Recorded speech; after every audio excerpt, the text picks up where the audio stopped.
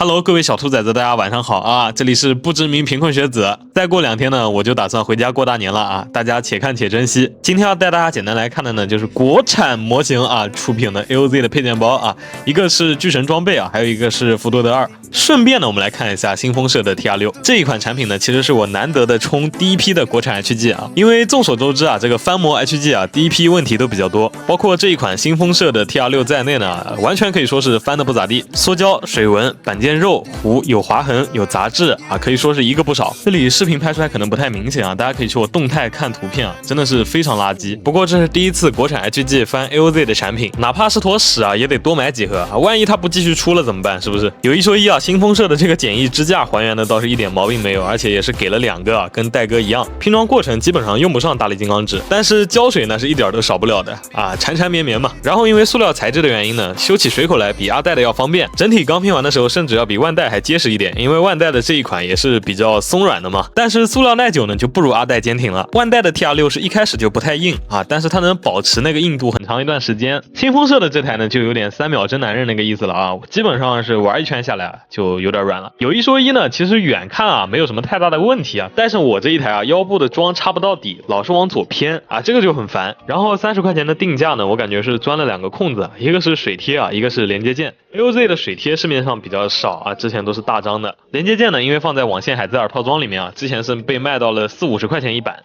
不过因为这一次连接件是翻的海兹尔那一版，所以说精神力 TR6 里面的这2个连接巴扎姆的连接件是没有的。然后这一次面雕虽然说翻的有些糊了，但是支援机状态啊是完全没有问题的。所以有一部分小伙伴手上有一个万代的 TR6 的呢，也可以选择去买一个新风社的来凑这个支援机的形态，可以说是翻了一款非常炸裂的钻空子产品。所以你说它30块钱值不值啊？它肯定是值的，但它产品呢确实是一般。如果你不是一个深度的 AOZ 玩家啊，只是喜欢伍德沃特啊，那么同价位的扭蛋会更加有意义一些。看完 TR6 呢，我们来看一下这2款国产的 AOZ 配件包。虽然这一次没有印 logo 啊，但是无论是从包装还是板件呢啊，其实都可以看出啊，应该就是老朋友没错了。比起新风社的 TR6 呢，这个配件包啊简直好了不是一星半点。相较于万代呢，这一次把部分水口改成了隐藏的啊，但并没有完全隐藏，隐藏了大概60%的样子。深色的大块板件啊会有一点水纹出现啊，这也算是无可厚非吧。原本我是打算买提坦斯配色的巨神装备的，因为海兹尔巨神装备很早之前就买了，但是后来想着为了适配 TR6 啊，所以就买了白色的。值得一提的是还有一套黑色版本的啊，不知道是不是用来适配精神力 TR6 的。套件除了把部分水口改为隐藏以外啊，是完全没有对原套件进行改动的。当然本身也没有什么需要优化的啊，如果你乱改，玩家可能还不买账。主要是没有给额外的连接件，基本上奠定了这2套配件包是完全用来适配 AOZ 的。福多德2还好啊，主要是巨神装备它是完全没有3毫米孔的，也没有装。相较之下呢，福多德2的多入必要性更高，毕竟你组伍德沃特拉2就得2套嘛，所以目前即使是全 KO 啊，伍德沃特拉2也得需要100多的造价。我这一次只买了1套，所以也没有办法还原了。另外呢，福多德2的套件里面是附带了一个连接件的，可以让 TR6 在支援机形态下搭载复合推进盾和长距离光束步枪。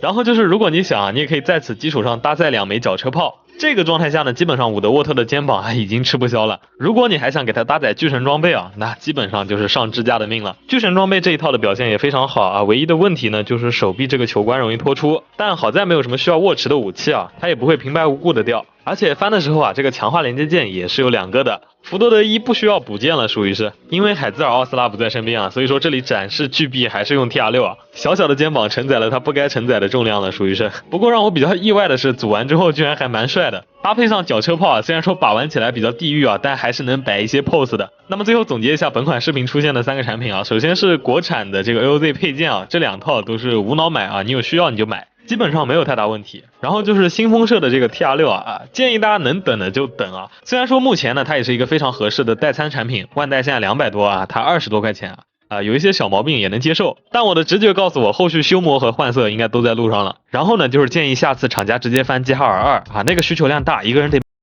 那么这里是不知名贫困学子，来日方长，我们很快再见。